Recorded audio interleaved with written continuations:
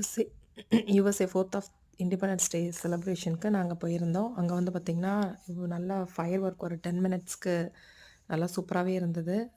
அவ்ளோ crowd. Late night தான் start ஆச்சு.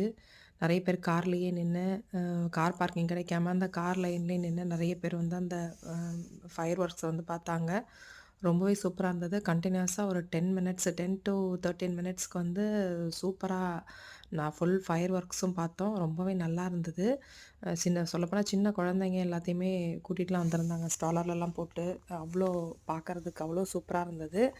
4த் of July independence day fireworks இங்க யுஎஸ்ஏலே ரொம்ப ஃபேமஸா நடக்கும்.